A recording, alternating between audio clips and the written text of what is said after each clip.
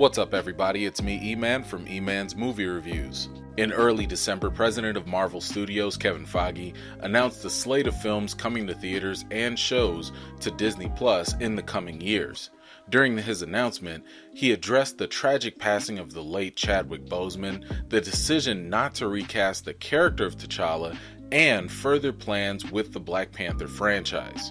It's rather discomforting to know that the main character of T'Challa will not be recast, but that's something I've addressed at length in my other video.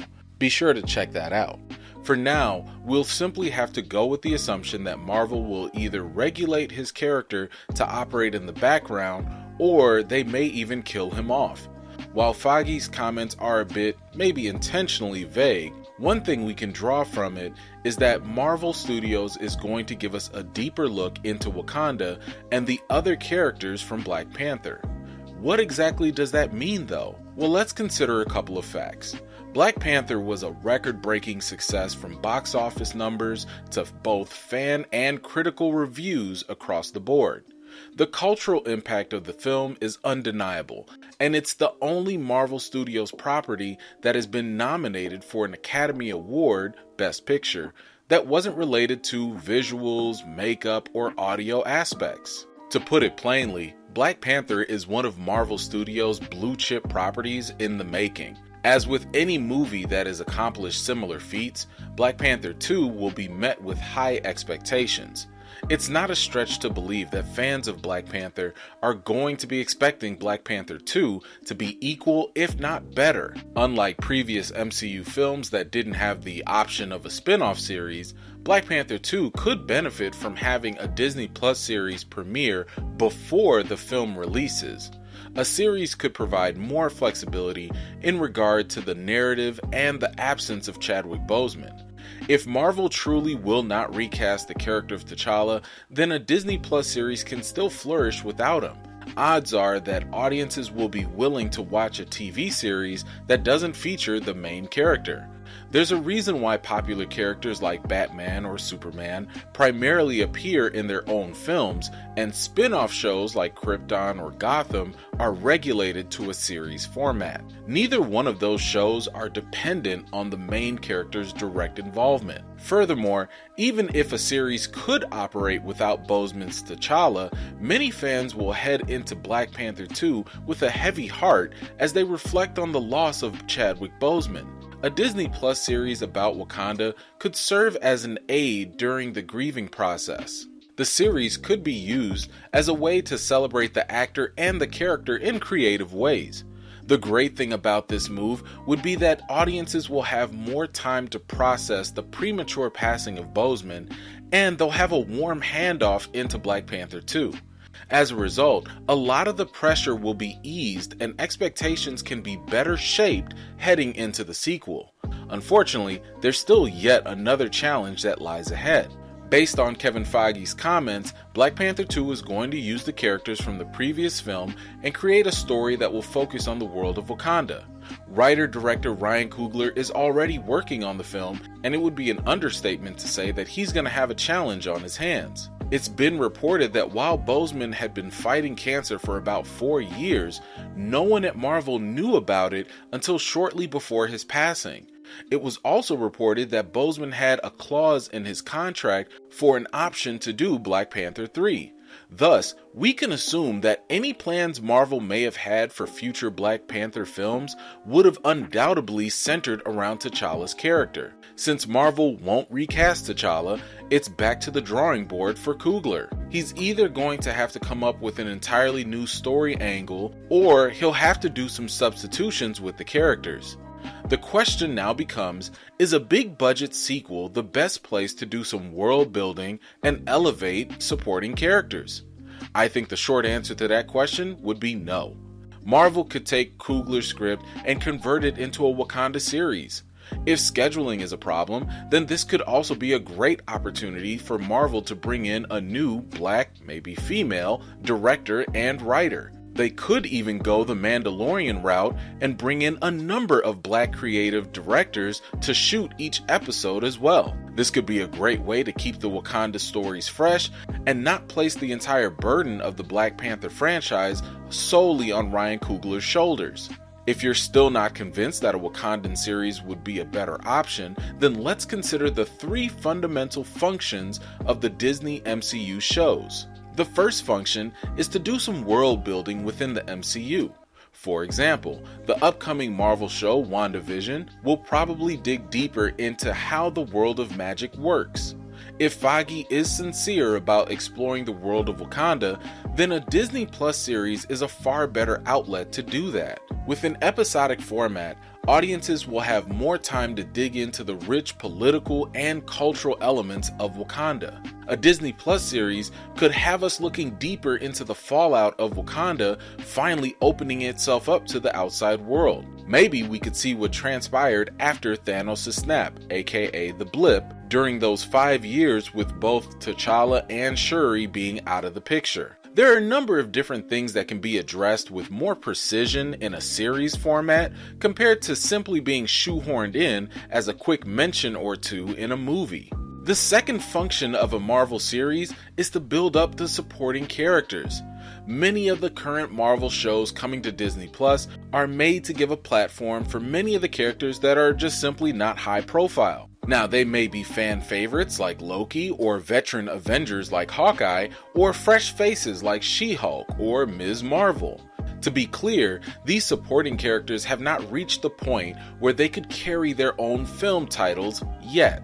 Thus, they have the opportunity to grow via a TV series. A Wakanda Disney Plus show could benefit greatly by developing many of the supporting characters from Black Panther. This would be a great opportunity to build up the characters in a meaningful way. We may even be able to have some of the other tribes of Wakanda appear and get introduced to new characters. The third and final function of these shows is to tie into the larger MCU movies. It's long been reported that Scarlet Witch, for example, will appear in the sequel Doctor Strange in the Multiverse of Madness. Rather than arbitrarily tossing her into a Doctor Strange movie, Marvel is taking the time to build up her character, expand the world of magic, and connect her WandaVision show to the Doctor Strange sequel. In other words, Marvel is creating a more organic connection to the bigger films. In my opinion, Black Panther 2 deserves to receive similar treatment. Having a Wakanda Disney Plus show will be a great segue into Black Panther 2, and it will certainly get people more excited for the film. The additional time spent on a series can provide ample development for the narrative too. We can have much of the early setup and context begin with the show and resolve itself in a climactic fashion in the movie. The benefit here is that the time invested in the story and the characters will enrich the movie-going experience and deliver a much better payoff for viewers. Now, let's take a moment and talk about Shuri. If you've heard or read anyone commenting on the future of Black Panther 2, it's a common thing for people to believe and suggest that Shuri should simply take over as the Black Panther. I would love to see this happen, but I think doing this in Black Panther 2 is a bit too soon. I think we should look to the comics for inspiration on this. One of the main reasons why Shuri's character in the comics worked is because she was given time to develop. She started out as a supporting character and eventually grew into having her own comic run. By having her own comic series, she went through various trials, failures, and triumphs that molded her into the eventual Queen of Wakanda and Black Panther. And you know what? I think the Shuri in the MCU deserves similar treatment. As it stands right now, the Shuri in the MCU is essentially a supporting character. She was presented to us in small doses, and you know what? It worked. Whether it was a humorous scene or a demonstration of her sheer brilliance, she was always the bright spot on the screen. Due to the nature of her current role, she's kinda like the character Q from the James Bond movies. Pushing her to the forefront so soon would feel just as odd as a 007 movie featuring Q as the main character. So, similar to the comics, I think that Shuri has a unique opportunity here to develop. I believe Marvel has already shown us a solid strategy with other characters who are also taking on new mantles. Currently, one of the other mantles in the MCU that is being passed down is that of Captain America that will be going to Sam Wilson, aka the Falcon, played by Anthony Mackie. Marvel isn't creating another Captain America movie for Mackie's character. Rather, not only did they recognize that giving a supporting character a blockbuster movie probably wasn't the best idea, but they also gave him a co-star with another supporting character in Bucky Barnes, aka the Winter Soldier. Plus, you also have a similar case with Hawkeye.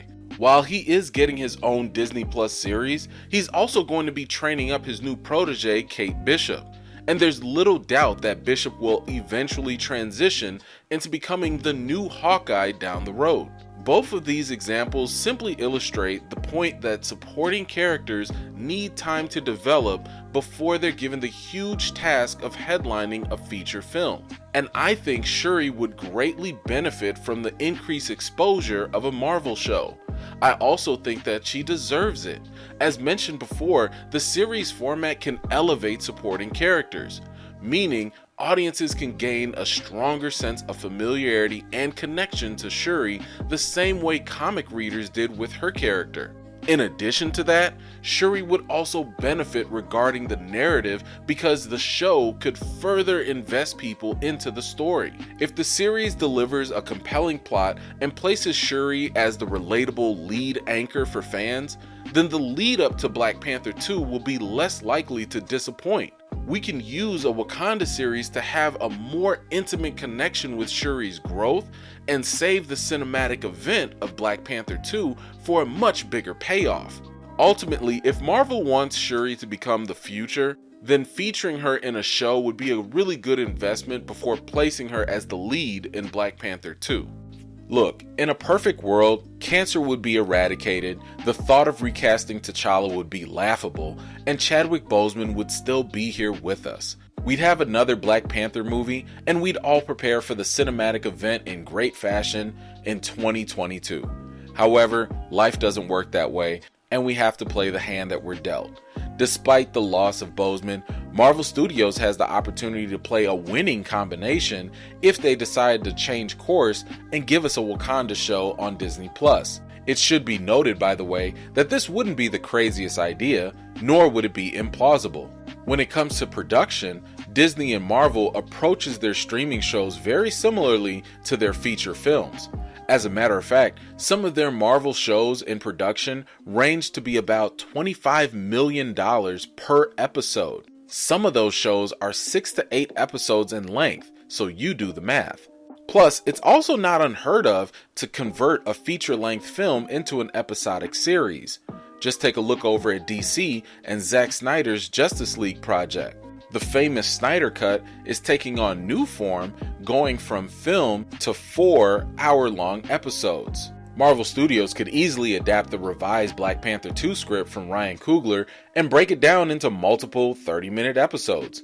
Of course, this would break the current MCU formula. Typically, Marvel would create a trilogy of films first, and then maybe a spin-off could happen. With Black Panther, there's a unique opportunity to do something different and better. They should use the spin-off Wakanda series to build up excitement and create more momentum for Black Panther 2.